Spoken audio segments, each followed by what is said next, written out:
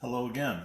So this video is I'm going to show you all the tools that we're going to use in this first section of cutting dovetails.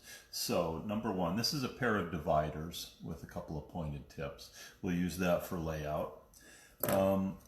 This is a marking gauge. This one's a Lie-Nielsen. It doesn't have to be from Lie-Nielsen, but this is a very useful tool, as you'll see.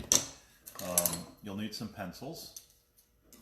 I just use regular number 2 pencils. A coping saw or a turning saw. So if you're new to this, a coping saw is a little easier to use than a turning saw. Okay, this one is made by Gramercy Tools. The coping saw, I don't know who makes that one. It's not crucial that it be a certain brand.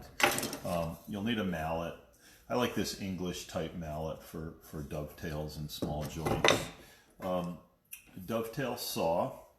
So I like this pistol grip kind versus the kind that has kind of a chisel type handle. This one is a Lie-Nielsen, and I like their stuff a lot. I feel like they have really high quality tools at a reasonable price point. So their dovetail saw, I don't remember how much it cost, $2 something maybe. Anyway, and I keep it in a case too because, you know, it has very fine teeth and so I don't want it to get broken.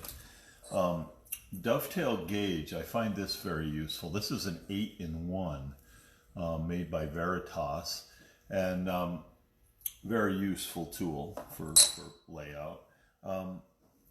Chisels, a set of chisels. So here's a set of Lie-Nielsen.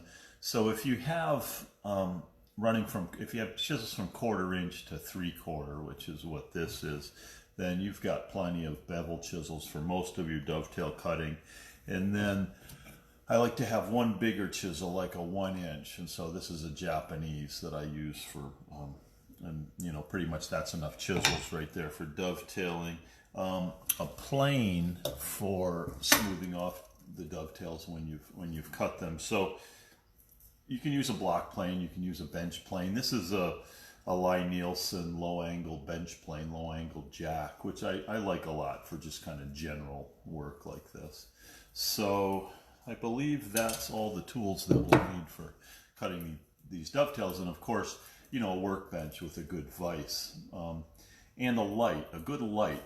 For myself, as I get older and my eyesight starts to be less robust, having a light that I can focus on my work and I can change the angle up and stuff is very important. So there you go. We'll go on to the next video where we start the layout.